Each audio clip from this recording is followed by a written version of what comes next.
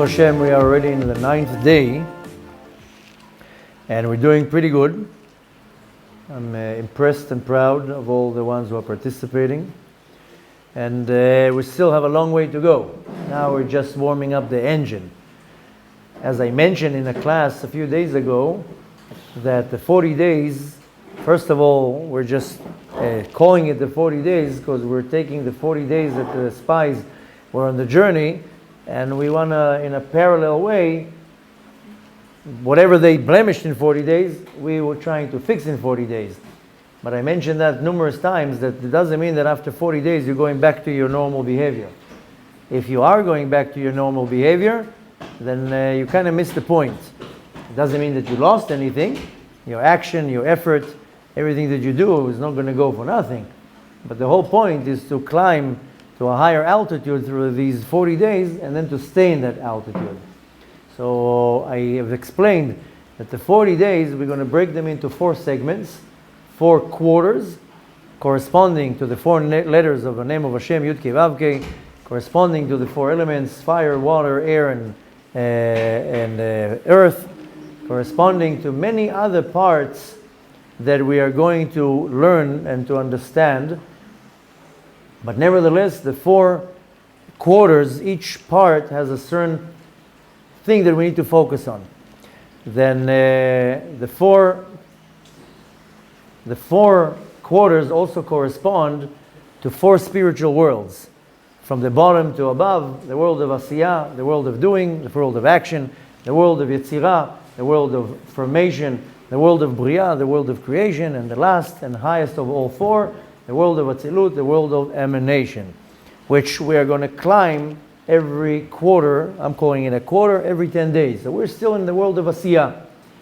Tomorrow we're doing the last of the first quarter, the 10th day, and the next day we already climbing 1 level higher. Tomorrow we're going to learn a little bit more in length about the idea behind the world of Asiyah, the tikkun of the Yud of Yud Kei Vav Kei, and a little bit about the element of Afar, which is the lowest of all. Normally it would be the other way around. All element of Afar is earth. But in the world of Asiyah, we are concentrating on action. As our sages say, Hamaaseh hu ha'ikar.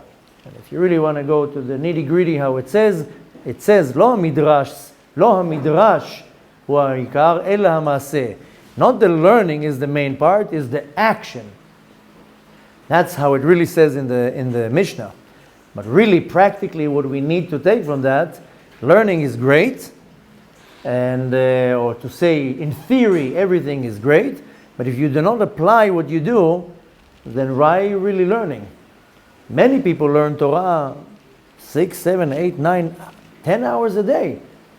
And not all of them know how to apply it. Better to learn 1 hour a day and to apply it than to learn 10 hours a day Torah and not to apply it. I'm focusing now on Torah. I'm not necessarily focusing on other things. Many people learn other things, and that also they don't apply. But well, we're focusing only on Torah. So I need to learn Torah every day. We spoke about that dozens of times. I have an obligation to learn Torah every day. So much more so now, moments before Mashiach is coming, that my only protection and my only power is the Torah against the Yetzer Hara, against my desires and lusts, against everything. To learn less than 2 hours a day Torah, it's really not even getting the engine warmed up. Now, a lot of us are learning through a class and a video. That's very nice. But when the speaker, the teacher, the rabbi is talking in a class, that's kind of like feeding you with a spoon. Real learning Torah is when you take a book, whether you do it by yourself, or whether you do it with a partner, what is called a chavruta, or whether you do it in a class. Better when you're not in a class, because the class means somebody's giving over the class, which these classes are great. Don't get me wrong. But the real learning Torah is when you take a book and you break your teeth to say the words, and you work hard to understand what the book is saying. That's really learning Torah. And again, not that I'm against any other way. After all, we're also putting videos online, and many people are benefiting from it. But that's when you have nothing else to do, or you don't have the ability to learn from a book. But really, your goal, what you need to strive to, is learn from a book. It doesn't matter what's your level. You don't read Hebrew? So find a book in English. Doesn't matter. Or find a partner that will learn with you in Hebrew and also help you with the Hebrew. This is the language of the Kadosh Baruch Hu. Wouldn't you want to learn the language of the creator of the world? The language that the world was created and the Torah was given? I told you many times, if somebody would offer you $1 million a month contract for 20 years, a job, I'm sure you would jump on this contract without even asking what the job is. Now imagine you would get such a job, but one of the conditions is that you are going to work with a customer from Brazil and you have to learn Portuguese. You would learn Portuguese in 2 weeks to get this job, unless you are already born in Brazil, and then of course we will teach you German. But the point is, to take what I'm trying to say, is Hashem is telling you, I'm giving you eternity. Learn the language that I speak in. Learn the language that I use to create the world. Learn the language that the Torah is written. So find the time. But each and every one of us has to find time, private time, that you give 10 minutes, 15 minutes, half an hour. Eventually you want it to be at least an hour or two, that you learn out of a book. And in the beginning it's hard for you, read Tehillim in Hebrew. Because reading Tehillim is like learning Torah. But again, don't be lazy. Don't leave yourself in a certain level that you are, no, I'll go and I'll wait for the rabbi to dissect the topic and give it over. Sometimes people don't understand that a half an hour class can take 5 hours to prepare for the speaker, the rabbi, whoever is giving over the class. So first of all, you want to make sure that you learn Torah by yourself. But really what I want to talk about today is not only that. Somehow we sidetracked, but obviously that's what Hashem wanted me to say. But since we are focusing on the world of Asiyah, the world of action, and the action is what counts, is that you notice in the last 9 days we've been doing all these little reading. Tikkun HaKlali, and before Mincha, Perek Shira before Mincha, Tikkun HaZohar Memchet after Shacharit, all these reading, that you do something. Now, reading it once, it's great, but the power, the real power, is that you're reading it in a very consecutive way. And now we're focusing on 40 days, then you need to read it for 40 days, consecutive. And of course, later on, you want to continue with it. If you're reading it once a week, okay, listen, you didn't lose anything, it's great. But the whole point is when you're doing something in a repetitive way without breaking the chain. And that's not only in what we read, it's everything. So just for the sake of the example, today we learned in the morning, the small addition that we want to do every day is washing our hands with a cup next to the bed when I wake up. So don't do it tomorrow morning because you just learned it. Do it for the rest of your life. And you want to get to a point that you're not breaking the chain. The same way that you're not going to break the chain in eating, everybody will eat every day. I don't know much people that say, today I think I'm going to skip the meals. Unless you're taking on yourself a fast, that's one thing. But I don't think an average individual says, I think today I'll skip sleeping. It's Monday, it's not a good day for sleeping. We'll just skip it. So certain things that you feel that are essential to you, eating, drinking, going to the bathroom, sleeping, I don't think anybody will say the same thing with going to the bathroom. Nobody will say, I think today is a waste of time. Let me keep it till tomorrow. So the same idea that when you understand that these essential things are vital for your existence, these things that we are doing now in a very simple way are vital to your existence. If you remember in the beginning of the process, we said we should look at all these things in the level of Yareg Ve'Bal Yavor. Yareg Ve'Bal Yavor goes on a few sins that are so severe that the Torah tells us you should give your life, but don't do those sins. It's called Yareg Ve'Bal Yavor. Yareg means get yourself killed, but don't transgress the precept or the order or the commandment. So I said, and don't take my words out of context that I'm adding anything on the Torah. We're not allowed to add anything on the Torah. Whatever it says in the Torah, that's what it is. We're not allowed to add or take off or extract. So I'm just saying we should pretend take it like as if it's a yareg ve'bal yavor. Why? Because you need to get it in your system. You need to get it in the system that if you miss one day, the whole, how do you call it, that there's a tower of cards. How is it called? Stack of cards. But not a stack. When you make a tower. A what? House of cards. That if one of the cards is pulled out, the whole thing collapses. That's how you have to have it in the back of your mind. You know why? Not because I'm trying to add something on the Torah. It's because if you don't take it in that level of importance, the Yetzer Hara is going to find that broken link. And when the Yetzer Hara finds the broken link, that's when it comes in. And then Bemet, the house of cards falls down. So it's not that we're trying to manipulate or to add on the Torah. Very important. Don't try to distort what I'm saying. I'm saying that the importance has to be that if I will break a link, breaking a link means that one day I said I don't feel like doing it today. It's something nonsense. What's the big deal? Washing the hands. What's the big deal of how I tie my shoes? What's the big deal? One of the things that we took on ourselves, the 3 coins in the middle of Shacharit. And it has to be 2 coins and then 1 coin. I saw already a few people mistaking and doing all the coins together, doing 1 coin at a time. It's specifically 2 coins and then 1 coin. And we'll make a class, I'll explain it more in depth why we're doing that. But you can't say, today it's not so important. I'll skip that. That's why you have to take it in the level of importance that it's part of my system. Now you do it for 5 years straight, it becomes part of your system. I have a picture, believe it or not, of the first time that I'm putting tefillin on. I mean, I'm not talking about in my bar mitzvah, that was really the first time. I'm talking when I became observant. And I became observant, if you remember the whole story, many of you do know the story. I moved to Chicago, and my good friend Yitzchak, I used to call him Itzik, went and bought me a talit, sidur, tefillin, and then he came with it. So the first time that I put it, he gave me a crash course, and then there's a picture of me. So you see the yarmulke is like that, and the talit is like hanging down, and the tefillin is like one is here, one is there, and I'm getting upset, I can't even get the knot right. And then you see the picture that, the tefillin is here, and the whole picture is crooked. And I'm getting upset. I'm trying not to lose my temper, but I'm getting upset because I'm confused with the knot, and it just looks funny how I dress with the tefillin. And the talit is falling all the time. So the first few months, that's how it looked. But after putting tefillin for 20 years,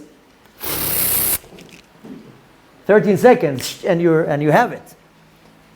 So when you get it into your system, then it becomes part of you. That you can't live without it. That you can't fathom even that today I'm going to miss this little act. So it's not only for the 40 days, it's to get to a system that it's part of my life. It says on the mitzvot, ki hem chayenu ve'orech yamenu. The mitzvot, the commandments, are our life, but it's also the days of our life. The length of my life. It's not something I do today. There's only a few mitzvot that you do once in your lifetime. Bar mitzvah, circumcision, a wedding, whatever, whatever, something like that. But the rest of the mitzvot, it's orech yamenu. It's for the rest of our life. So if you don't drill it deep in your brain, it will never stay there. And then one day you're doing, one day you're not, one day yes, one day not. And you're not taking this whole tshuva seriously. I've seen so many people throughout the years become observant. Some become very serious on their tshuva, and they reach very high levels. And some people take it as a hobby. I'll come to shul because I can mingle with the guys. I'll go to a Shabbat meal because maybe I'll meet my future wife or whatever. It's not serious. It's like, okay, I'll make it happen. Come in, come out. That's not really how you do tshuva. And really our main goal to focus on is how I do tshuva in this world. If I'm going through 60, 70, 80 years of my life and I did not do tshuva in this world, so why did you come here? Not that you had much of a choice, but you're already here. So make the best out of the situation. That has to be programmed in the back of your mind. I am here to serve the Master of the universe, not for anything else. And if I need to gain something out of this visit, is to do tshuva. Real tshuva. Not to put a yarmulke on my head and pretend that I'm observant. Is real tshuva. If not, you are missing the point of this visit to this world. I'm not talking about now the distractions around us. We're waiting for the redemption to come. We are acting, at least we're trying, to do something to hasten the redemption. It's all good. But my focus is how well am I scoring on my tshuva. There is a Talmud that says, "B'makom sheba'alei tshuva omdim tzadikim gmurim enam yocholim la'amod." In a place that a Baal tshuva stands, a complete tzaddik cannot stand. Can you imagine the level of a Baal tshuva? Now most of us are not Baalei tshuva, by the way. Most of us are chozrim b'tshuva. Now the terminology in Hebrew, it's a little bit hard to explain in English, but the difference between a Baal tshuva and a chozer b'tshuva, chozer means return. What does it mean return? So a lot of people say, "Ani chozer b'tshuva," I'm becoming observant. Chozer b'tshuva means that today I did tshuva, tomorrow I do the sin. I go back. Chozer, I go back to the sin. And then I do tshuva and then I go back to the sin. And then I do tshuva and then I go back to the sin. Going back means chozer, returning. So every day I go back to the sin. Now, are you mean? Are you bad? Are you not accepted in the eyes of Hashem? That's not what I'm saying. I'm just saying that you constantly go back to the sin. Listen, it can take people 40 years to do tshuva. Baal tshuva, Baal, you can translate it as a husband, but Baal in Hebrew is the owner. If you own something, you are the be'alim. I own a building, ani be'alei binyan. So Baal tshuva is when I own the tshuva. I did tshuva on stealing, never again, never steal ever again. Now how many Baal tshuva you have to be? Thousands of times. One for stealing, one for cheating, one for cursing, one for lashon hara. So it takes you all your life to do tshuva. But you want to reach the level that you are a Baal tshuva, that I own my tshuva. That's it, never again. Then I can have the status of what the Talmud says, "B'makom sheba'alei tshuva omdim tzadikim gmurim enam yocholim la'amod." A great tzaddik cannot stand. Why? Because he was born in that level and he doesn't have the evil inclination to pull him. But the one that fought all his life, he earns it. That's the level you need to focus on. If you're not focusing on that, you're missing the point. You are missing the point. And to do tshuva is not to play with, in Hebrew they say, mishak yeladim, kids games. You have to take it serious. You're not going to take it serious, then you'll never reach to that level of tshuva. You're not going to reach to that level of tshuva, you're literally missing the opportunity of this world. We don't know how many days we have left. Anybody can go like that in 1 second. Anyone. Doesn't matter if you're 80 or if you're 30. There's no guarantee how long you have in this planet or in this world. You have to look at it in a positive way. Don't start becoming now depressed. But you have to look at it in a way that maybe today is my last day. How would you behave if today would be your last day? Most likely you would be on your best behavior. You would apologize to whoever needs to be apologized. You would pay back whatever debt you have. You wouldn't push anything to the next day. That's why the Mishnah says, "Le'olam al titche lemachar ma she'efshar לעשות היום." Don't push what you can do today to tomorrow. Now again, I'm not telling you to live in fear and depression that tomorrow I might die. That's not what I'm saying. I'm saying that the Yom HaMitah, the day of death, has to hover in front of you. That one day I am leaving. And one day I'm going to have to, in Hebrew we say, lizdakot al hatziyud. I have to give back the equipment that they gave me when I came. In the army, when you sign up to the army, the first day they give you equipment. And they make you sign. And after 3 years when you leave, if you listen to the IDF, I don't know, in other armies, then you come back with the equipment, it's called lizdakot al hatziyud. I have to give it back and I have to release it. Damages, I owe something. So the 40 days that we're focusing on, it's not 40 days. I mean, we're focusing on 40 days. It's your path to go to a much higher level. When I became observant, somebody told me, you have to respect your rabbi more than you honor your father. Well, I didn't see any commandment in the 10 commandments. You shall respect your rabbi. It says you should honor your father and mother. So how now you're telling me I have to respect my rabbi more than I respect my father? So the explanation says your father brings you to this world, your rabbi takes you to the next world. So, and this is of course if it's the right rabbi. Some rabbis will take you directly to Gehenom with them. So you have to choose very wisely who you follow. So Korach was also a great rabbi, by the way, and he took with him a lot of people into Gehenom. Unfortunately, in our generation, I'm not going to say numbers, I think a very large amount of the rabbis out there are first-class ticket to Gehenom with them. So don't be impressed by a beard and a yarmulke and views on YouTube. This is nonsense. The point is that you have to choose who's leading you. And that's not so easy to find the right person that would lead you. Why? Because the right person would tell you what are the steps to go into the next world. In our case, it can be even earlier that we're going into the days of Mashiach. The point we want to take from that is everything that we're doing now, don't brush it off. Don't say, okay, what's the big deal? So one day I'll read Tikkun HaKlali, one day I'm not going to read it, one day I'll read Perek Shira. Everything that we're doing in a systematic way. If it was possible, I would do 10 classes a day to add more things. But most people can't take the weight in one shot. A lot of people say, what? You want me to do so many things?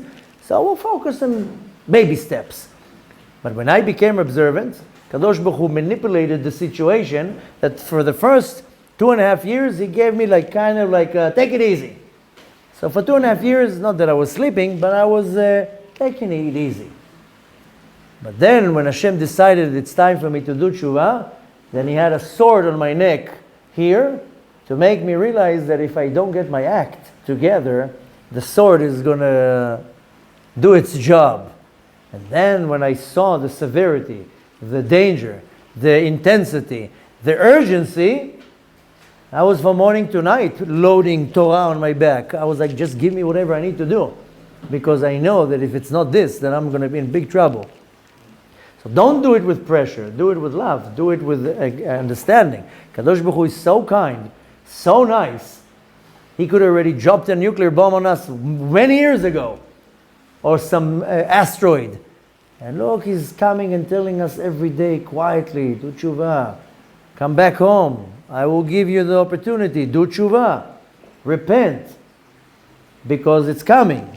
We're not, 80 years ago I would tell you maybe take it easy. Now there's no taking easy. So what we want to conclude from that, don't disregard anything that we're doing this 40 days. And don't get the 40 days out of your mind. We're calling it 40 days. This is now forever. It's one step, another step, another step, another step. Like I told you in the beginning, to make the better version of you. So now we're focusing in this 10 days about action. Next week we go to higher levels. Then we're going to focus more on more serious tshuva. Working on my midot, working on my thoughts, working on many different aspects. But if you don't have the action in a consecutive way, it's not going to work. If you have broken links in the way, it's not going to work. Trust me, I'm doing tshuva already for almost 18 years. And Baruch Hashem, they say, En chacham kebal nisayon. A wise man is a person with experience. Not that I'm telling you that I'm so wise. I'm just telling you that there's experience. I've seen, helped, and escorted many people to do tshuva. There's a certain pattern. And Baruch Hashem had also good teachers to teach me how to do tshuva. And any path you go, there's going to be broken links, it's not going to work. It's not going to sustain. Just think about it physically. Try to imagine now a crane lifting up a very heavy load, and one of the links of one of the chain breaks. Don't you think the whole thing is going to fall down? Sometimes all it takes is one link. And I can tell you already that when the Yetzer Hara detects a broken link, that's where he will come. That's where he will attack. It's not going to come to you whether the links are strong. It's going to come to you where the links are weak. That's the entire style, we'll call it, of Amalek. That's where Amalek, Asher karcha baderech. He's looking, where are you weak? The weak point. And then he knows how to really pull you down. So the thing is, when you're building a spiritual bunker, then you're strong. Try now to take a little piece of wood, something like this. You can break it easily. But take even take like a long skewer. This skewer that you put the whatever you want to put on it. One you break in a second. Take 100, let's see if you break them. You're not going to be able to break it. It's thick like this. You can't break it. Same thing with anything else. It's almost like taking a little piece of fabric. When the fabric is together, you can't rip it unless you're very strong. But if there's a little tear, it will tear in a second. So you have to build a bunker. I'm calling it a bunker. Don't start building bunkers in your backyards, although that might not be a bad idea. But I'm talking about building a spiritual bunker. What Kadosh Baruch Hu told Noach, bring a teiva, build something solid that nothing can move you. And that can only be done when you're doing it in a consecutive, strong, repetitive way, like a donkey. That's how it's called in Hebrew, like a donkey. Why? You know, Issachar, who was the Yoshev Ohalim, the one who was sitting and learning Torah, it says that Issachar was like Chamor Garem, a strong donkey. Why? Because on a donkey you put a load, and he will walk for kilometers. So you have to be strong. Now why does it says Chamor Garem? Chamor is a donkey. Yeah, okay, so Chamor is a strong animal to put loads on. But Chamor is also Chomer. Chomer is materialism. When you know how to control the materialism, but act in the world, because the world is a materialistic world, then you're able to carry heavy weight. Heavy weight, the weight of the Torah. It's called the yoke of the Torah. The weight of the Torah. It can only be done when in a very systematic way that you are following what the Torah says. Our sages, not for nothing, gave us a whole order. How to pray, when to pray, what to do. And just know that when you kind of giving an opening, a gap of a little bit of disregard to something, that's where the attack is going to come from. That's the weak link. So everything that we're doing now, don't just say, okay, it's nice, 40 days, we're reading together. This is not going to work. The point you need to internalize is that we have to give it our last push. I don't know how many opportunities more we're going to have. Now it's where you give the most that you can. Mashiach is coming tonight, tomorrow, the next day, I don't know. It might take another half a year, by the way, maybe even 2 years, I don't know. I hope it's going to be tomorrow, or tonight, even better. But might be our last chance to give it the best we can. There's no time now to wake up late and be lazy and to disregard. To be very focused on what we're doing, do it the right way, and Hashem will assist us. Like I told you not once and not twice, Haba litaher, mesayin oto. That's what the Talmud says. If a person comes and steps forward and says, I want to become closer to Hashem, litaher means to purify myself. But he's getting sayata d'shmaya, getting help from above. So don't worry. You do the first step, Hashem already will pull. But I have to show sincerity. That's how you say sincerity? Sincerity? Sincerity? If I show the emet, then the Kadosh Baruch Hu will do the rest. So specifically, we know we have a Kabbalah from many great sages. When you do something 40 days, consecutive days, there's a chazakah. So don't disregard everything that we do. I know 3 is a chazakah. I'm talking about when you do something for 40 days. 40 days straight. You find many times, many places in our history when something was done 40 days. Why 40? That we'll talk about it another time. But really give it all you got, and you'll see the Kadosh Baruch Hu already will start elevating you. And the importance here, you have to be very, very calculated every day. I can't miss out. Because the way it works, you miss out once, that's it. The Yetzirah will come and he will sit on that weakness. I call it the syndrome. It's not so important. And if you have the syndrome, this is a recipe for disaster. Hashem should be with us and provide all the power that we need, the assistance that we need. And I can tell you already, when you put your mind to something, Hashem is so impressed and touched, He gives a lot of sayata d'shmaya. Sayata d'shmaya means help from above.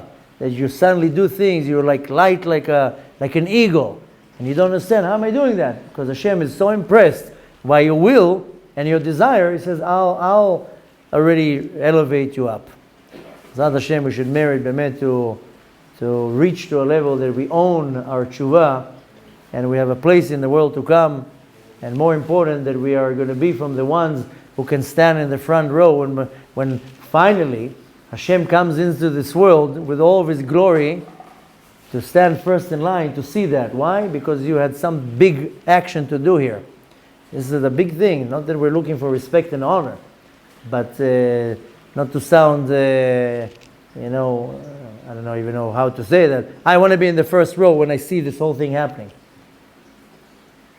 Shem would make us successful if we are determined to be successful.